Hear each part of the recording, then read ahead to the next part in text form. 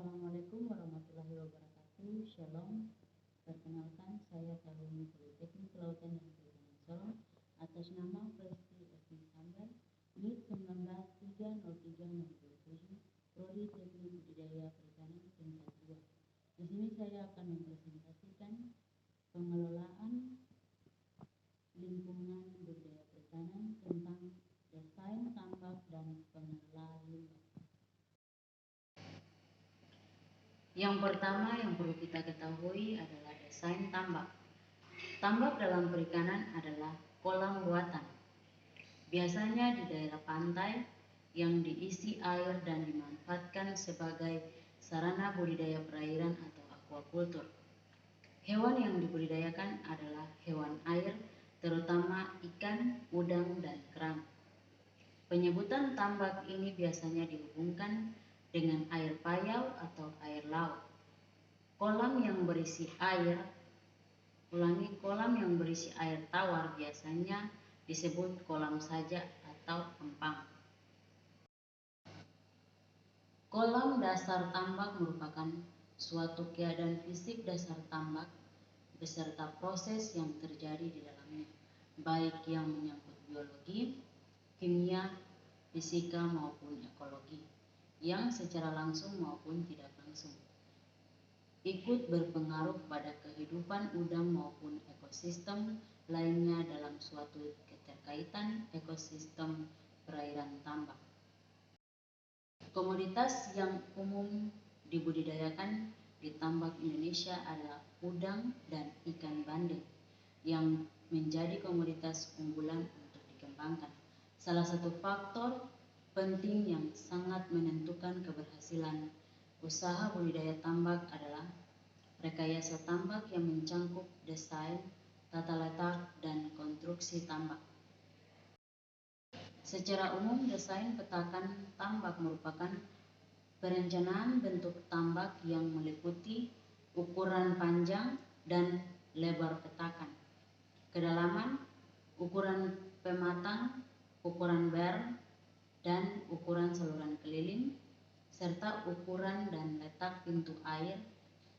Tata letak suatu unit tambak harus memenuhi tujuan seperti menjamin kelancaran mobilitas operasional sehari-hari, menjamin kelancaran dan keamanan pasok air, serta pembuangannya dapat menekan biaya konstruksi tanpa mengurangi fungsi teknis dan unit tambak yang dibangun dan mempertahankan kelestarian lingkungan. Konstruksi tambak yang menggambarkan proses pengerjaan tambak harus disesuaikan dengan desain dan tata letak yang telah ada. Rekayasa tambak diarahkan pada kemampuan untuk menciptakan kondisi yang sesuai dengan keadaan alami yang dituntut oleh organisme akuatik yang dibudidayakan sehingga produktivitas tambak meningkat, efisien secara ekonomis, dan berkelanjutan. Pengelolaan limbah tambak penting untuk diperhatikan oleh pelaku budidaya dalam upaya mencegah penyakit yang menyerang udang dan ikan. Tercemarnya air tambak jadi faktor utama menjamurnya penyakit kotoran putih atau White Fishes Diseases atau WFD yang marak menyerang udang faname. Pengelolaan limbah tambak yang ideal yakni pembudidaya harus memiliki lokasi pembuangan yang jaraknya jauh dari kolam dan sumber air. Hasil limbah tambak udang tidak boleh dibuang di sekitar kolam. Untuk mengurangi dampak limbah tambak, saat ini telah dikembangkan penerapan teknologi superintensif IPAL atau yang biasa disebut instalasi pengelolaan air limbah. Upaya yang dilakukan dalam penerapan IPAL dengan melakukan pembangunan tandon air limbah yang terdiri dari kolam pengendapan, oksigenasi, biokonversi, dan penampungan.